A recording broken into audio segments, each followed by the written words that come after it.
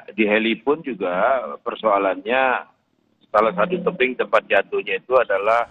Kita pantau bagaimana perkembangan evakuasi jenazah pendaki asal Brasil. Sudah bergabung bersama kami Kepala Pelaksana BPBD Provinsi Nusa Tenggara Barat, Pak Ahmadi. Selamat petang, Pak Ahmadi.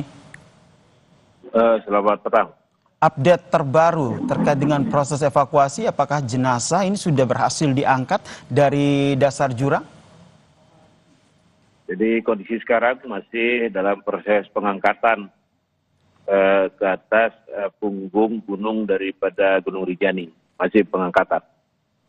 Ya. Masih proses pengangkatan. Kendalanya apa? Iya. Ya, kendala begitu dalamnya posisi jatuhnya korban, kemudian kondisi cuaca, ditambah juga dengan kondisi geologi yang ada di sekitar tebing tersebut, yaitu berpasir dan memiliki batuan yang lapuk, sehingga harus hati-hati untuk menghindari jatuhannya batuan, termasuk juga pasir menimpa daripada petugas yang di bawah, termasuk juga korban yang akan diangkat ke atas.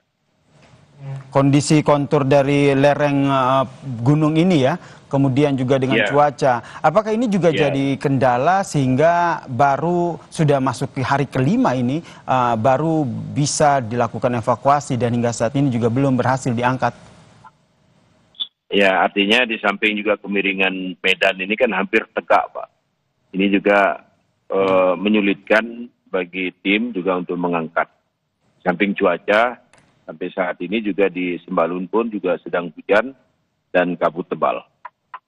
Oke, Pak Ahmadi, kalau secara awam kan bisa kami berpikir ataupun bisa juga dikatakan kenapa tidak pakai heli saja begitu, tinggal turun dekat lokasi kemudian digunakan tali untuk mengevakuasi. Kenapa hal ini tidak bisa dilakukan?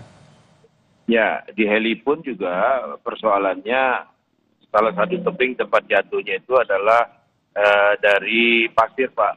Nanti akibat daripada putaran propeller, baling-baling ini juga bisa berhamburan masuk ke mesin. Di samping visibilitas pilot juga sangat terbatas sekali, sehingga strategi dengan helikopter ini tidak bisa dilakukan. Sehingga dilakukan secara manual, pengangkatan secara manual. Berarti bukan karena tidak ada armada ya, tapi memang evakuasi dengan menggunakan helikopter ini tidak bisa dilakukan dengan medan yang seperti ini ya, Pak Ahmadi ya? Iya. Nah, kami juga ingin konfirmasi, ini kan memasuki hari kelima begitu. Ada informasi sebenarnya sejak kapan akhirnya tim Basarnas dan juga tim SAR gabungan termasuk dari BPBD mengetahui informasi pertama ketika korban sudah dinyatakan hilang dan terjatuh di dalam jurang ini? Ya, sebenarnya itu kan kejadian hari Sabtu pukul 5 dini hari ya. Itu. Dan informasi sudah disampaikan ke TNGR. Selanjutnya tim menuju ke atas pada kira-kira sampai dengan jam 16 untuk menentukan lokasi daripada korban. Lokasi korban. Hanya saja korban terus bergeser lokasi daripada jatuhannya, sehingga ini juga memerlukan metode atau cara untuk pengangkatannya yang lebih aman. Ini masih bergeser korbannya, itu berarti pada saat hari pertama dinyatakan hilang pada hari Sabtu lalu, korban masih dinyatakan belum meninggal ya, masih hidup ya?